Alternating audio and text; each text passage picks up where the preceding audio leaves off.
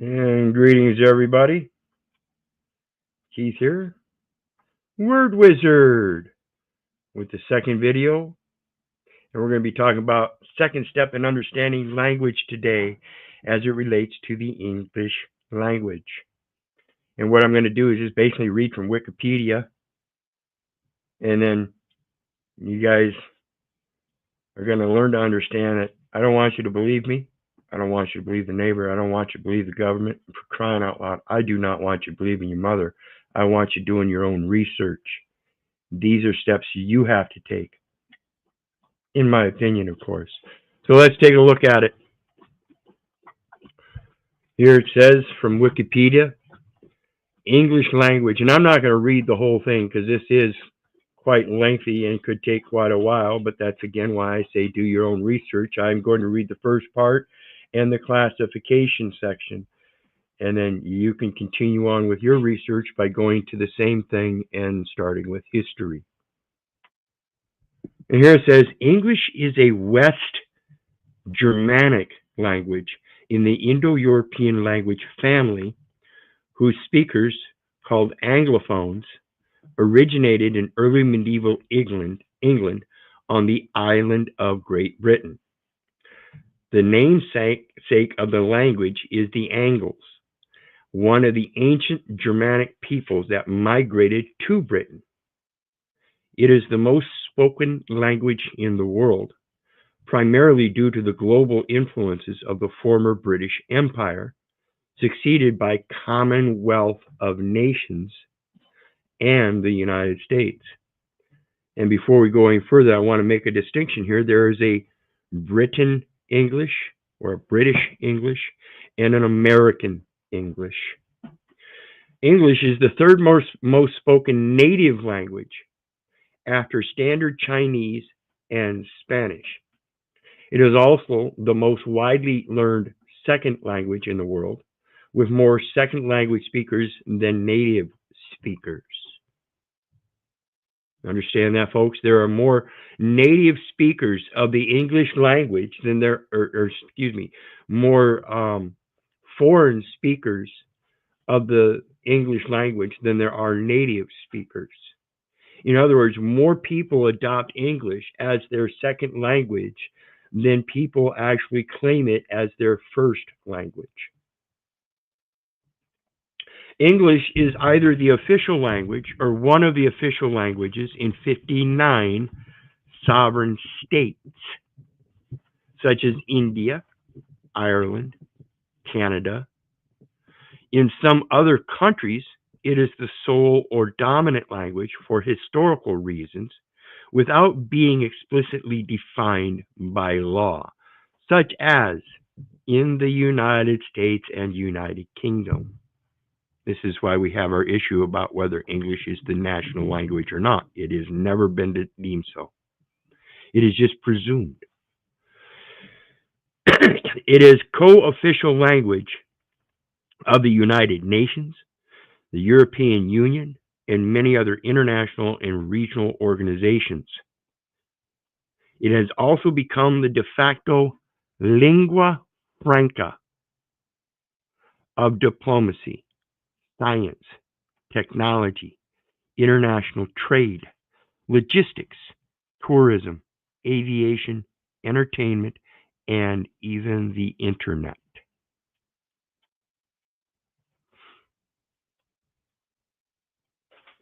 English accounts for at least 70% of total speakers of the Germanic language branch. And as of 2021, Ethnologue estimated that there were over 1.5 billion speakers worldwide. Old English emerged from a group of West Germanic dialects spoken by the Anglo-Saxons. Late Old English borrowed some grammar and core vocabulary from Old Norse, a North Germanic language. The Middle English borrowed vocabulary extensively from French dialects. This is where we get lingua franca. French, considered the first Franks, in other words, the first freemen.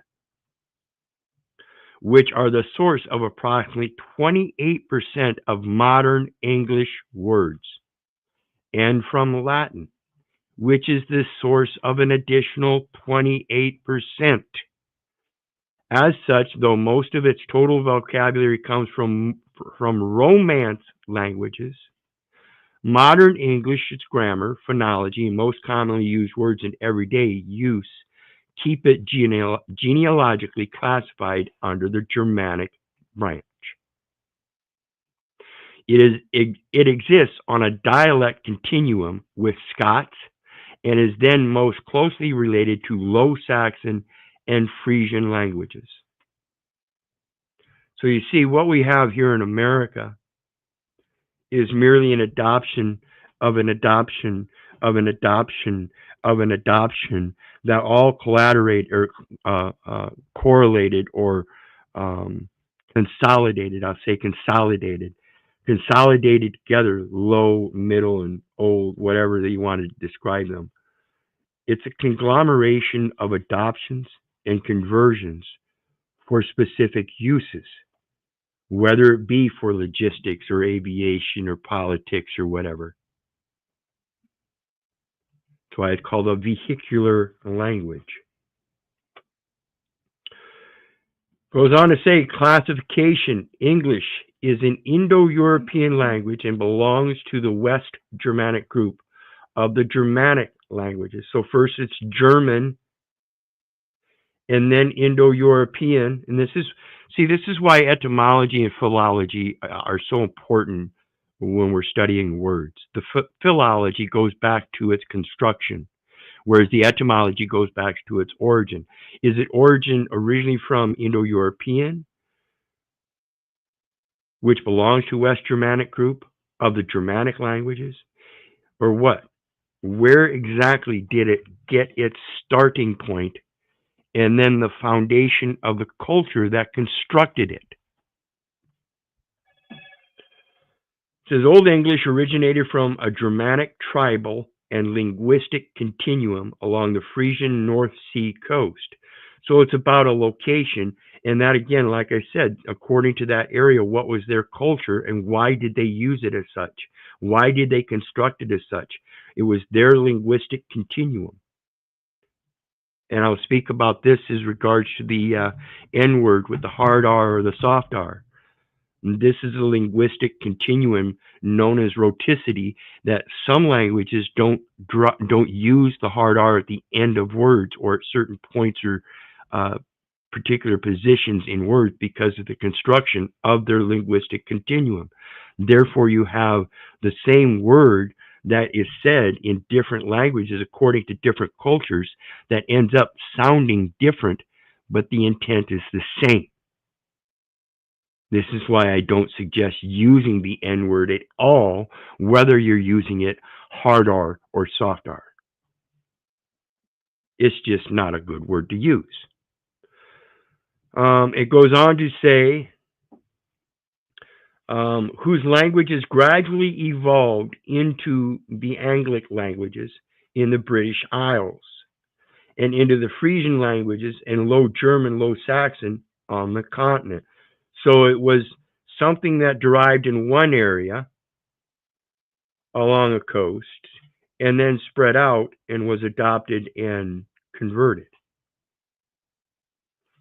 And the Frisian languages, which together with the Anglic languages from Anglo-Frisian languages are the closest living relatives of English.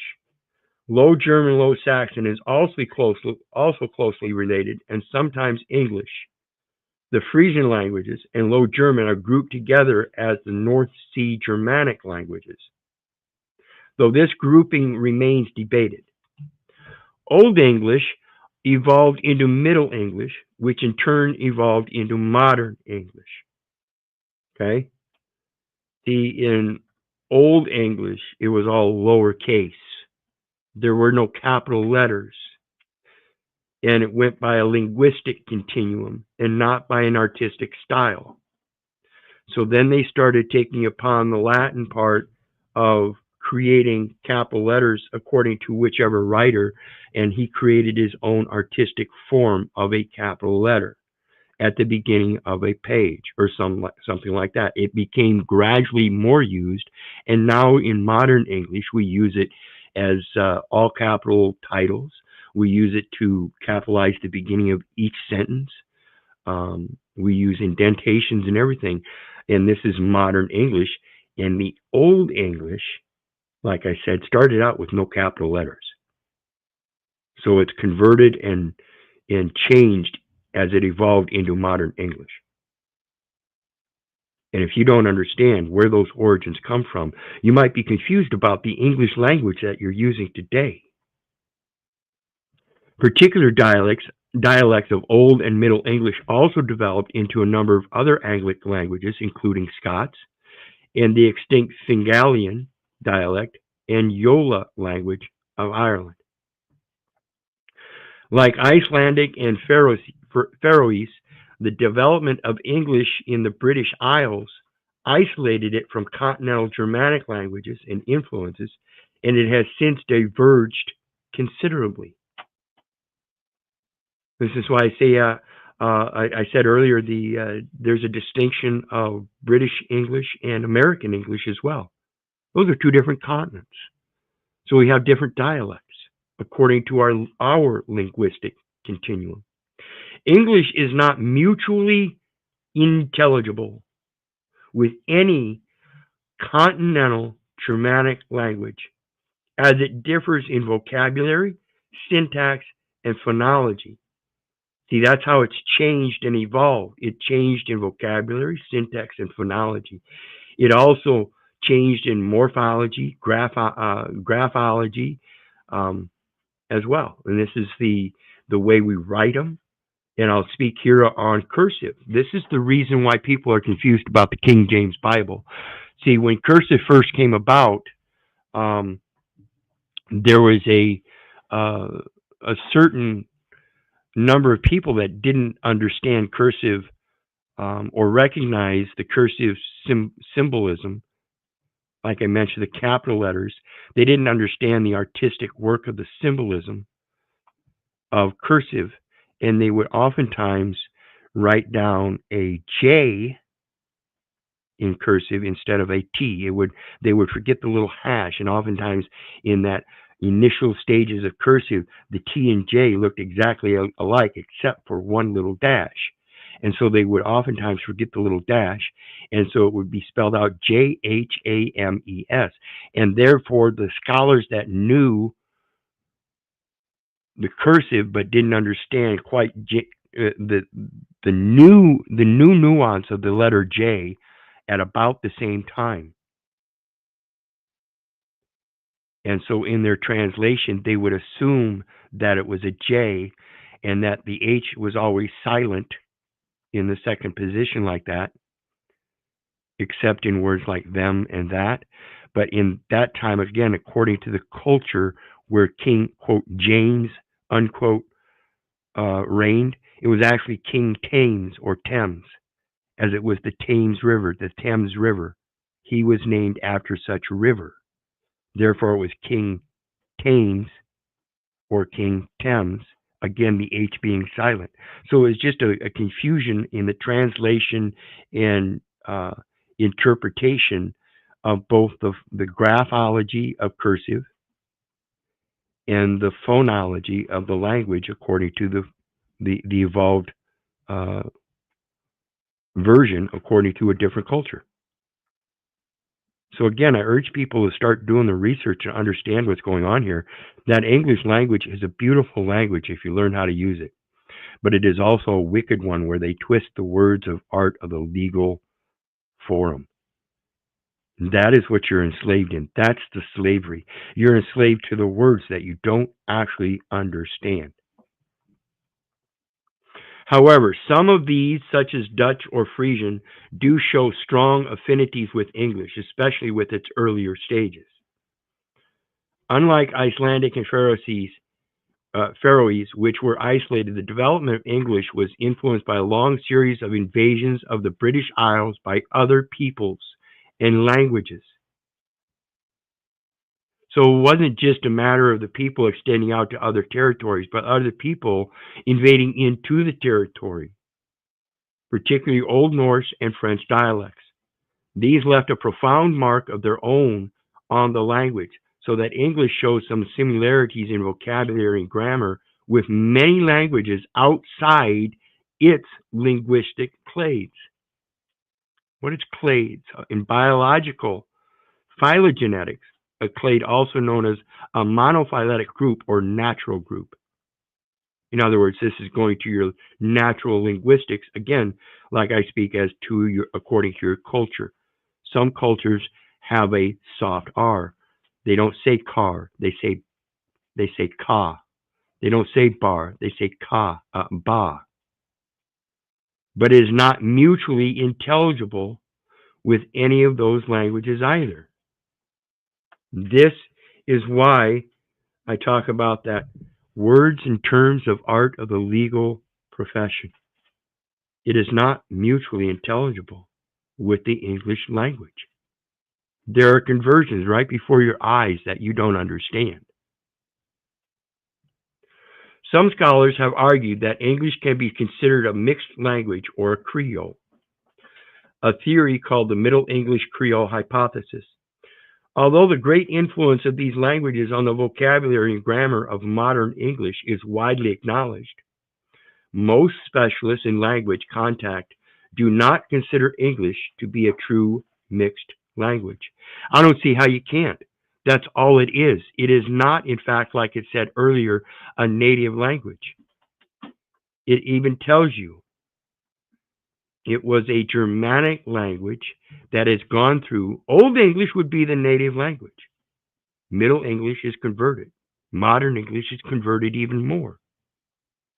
It is no longer a native language, in my opinion, of course. English is classified as a Germanic language because it shares innovations, language change. That's what they're talking about with innovations. The language change is the process of alteration in the features. So English actually has a claim of its own for the innovation with other Germanic languages, including Dutch, German, and Swedish.